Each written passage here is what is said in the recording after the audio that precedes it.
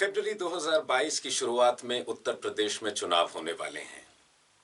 10 मार्च 2022 को उत्तर प्रदेश की जनता और इलेक्शन कमीशन हमें यह बताएगी कि अगली सरकार किसकी बनने वाली है, मुख्यमंत्री कौन बनने वाला है।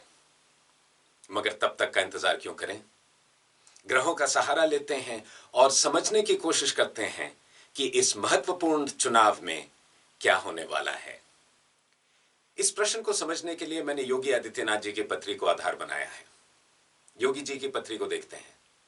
कन्या लगन यानी बुध पत्री के लग्नेश हैं और ये लग्नेश बैठे हैं नवम भाव में, भाग्य स्थान में, जो कि त्रिकोण का स्थान है, और बैठे हैं दूसरे त्रिकोण के स्वामी शनि के साथ और एक सहायक राजा सूर्य के साथ।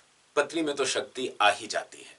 फरवरी 1998 से योगी जी की महादशा बुध की चल रही है और इसी 1998 में 26 साल की उम्र में योगी आदित्यनाथ जी पहली बार लोकसभा के सदस्य बने। 98, 99, 2004, 2009, 2014 लगातार 5 बार ये लोकसभा का चुनाव जीते और ये सब हुआ बुध की महादशा के दौरान। फरवरी 2015 से योगी जी की महादशा शुरू हुई केतु की। अब केतु एक बड़े विचित्र ग्रह हैं। इन्हें एक मोक्षकारी ग्रह माना गया है। सांसारिक रूप से इनको बहुत अच्छा नहीं माना हुआ है। खासकर अगर आपकी पत्री में केतु लगन में बैठे हों, दूसरे भाव धन के भाव में बैठे हों, चतुर्थ भाव सुख भाव में बैठे हों, या सप्तम भाव संबंधों के भाव में, पति पत्नी के भाव में बैठे हों, तो केतु पत्री को बहुत कष्ट पहुंचाते हैं। मगर अगर केतु तृतीय भाव, छठे भाव या 11वें भाव में बैठे हों और अच्छे नक्षत्रों में बैठे हों, तो ये पत्री की विशेष सहायता भी करते हैं। 2015 से योगी जी की महादशा शुरू हुई केतु की। केतु इनके लाभ स्थान 11वें भाव में बैठे हैं, इसीलिए केतु ने इनको विशेष सफलता देनी थी। मगर यह सफलता आसानी से हासिल नहीं हुई। सुनने में आया है कि योगी जी को मोदी जी और अमित शाह जी का विरोध सहना पड़ा। ये दोनों व्यक्ति इनको मुख्यमंत्री बनाने के हक में नहीं थे, मगर क्योंकि इनका केतु सहायक था, ये उस युद्ध में भी विजयी रहे और मुख्यमंत्री बने। मगर केतु जो है कोई बहुत आसान ग्रह नहीं है। केतु के दौरान इनको बहुत सारी परेशानियों का सामना करना पड़ा। इनका ये जो चीफ मिनिस्टीरियल टर्म था, ये कोई बहुत सुखद नहीं रहा होगा। मगर फरवरी 2022 से इनकी दशा फिर बदलती है और अब शुरू होती है इनकी दशा शुक्र की।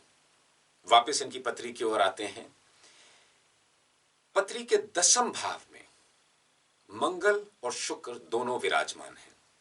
अब बुध के लगन के लिए मंगल को अकारक माना हुआ है, शत्रु हैं। ये पत्री की सहायता नहीं करते हैं, मगर पत्री को लड़ाते जरूर हैं। 10वें भाव को कार्य का स्थान भी माना हुआ और पिता का भी स्थान माना हुआ है। मंगल के यहां पे बैठने के कारण इनके फादर की पोजीशन कोई बहुत ज्यादा मजबूत नहीं थी। वो बहुत साधारण स्तर पे उन्होंने अपना जीवन जिया।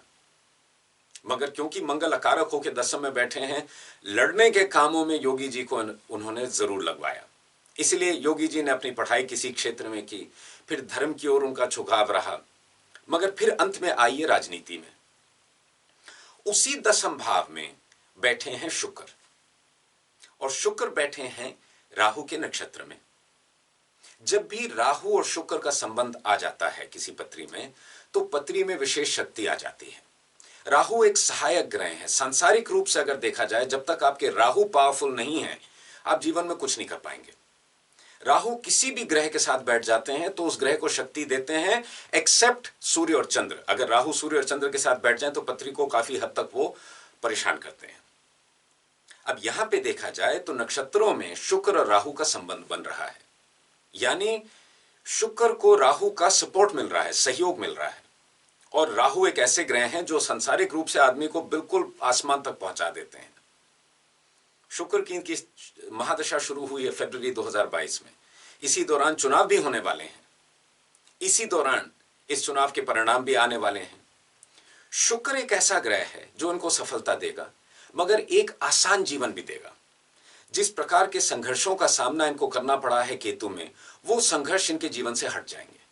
मैं यकीन से कह रहा हूं, ये चुनाव योगी आदित्यनाथ जी जीतेंगे और आसानी से जीतेंगे।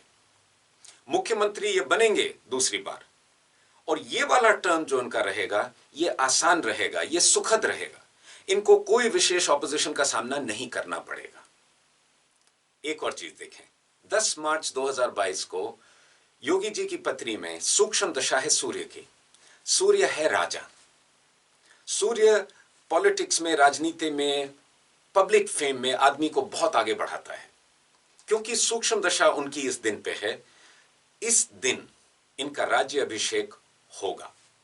10 मार्च को योगी जी जीतेंगे। इस पत्री में मुझे इतना भरोसा है, शुक्र पे मुझे इतना यकीन है कि चाहे सामने कोई भी हो, चाहे अखिलेश यादव जी हों, या बहन जी मायावती हों, या राहुल गांधी जी हों।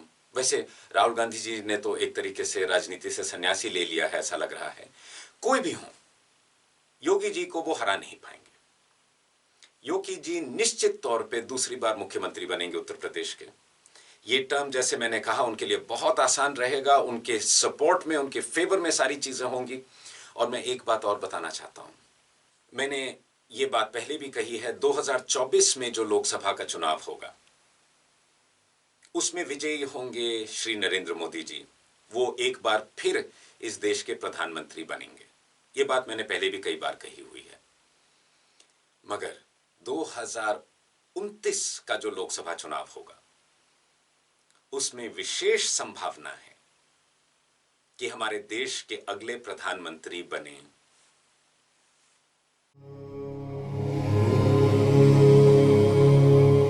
मैं किसी राजनीतिक दल का समर्थक नहीं हूं। मैंने यह समझ लिया है कि सारी राजनीतिक पार्टियां जो हैं और जो सारे राजनेता हैं, वो अपना भला करते हैं, अपना फायदा करते हैं, देश के विषय में कोई ज्यादा नहीं सोचता है।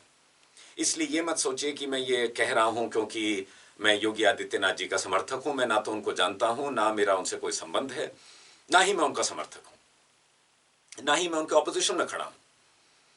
मैं केवल ग्रहों को देख रहा हूं, और ग्रह मुझे ये कह रहे हैं कि 2022 के असेंबली इलेक्शन में, उत्तर प्रदेश के असेंबली इलेक्शन में, योगी आदित्यनाथ जी को हराना एक प्रकार से असंभव है।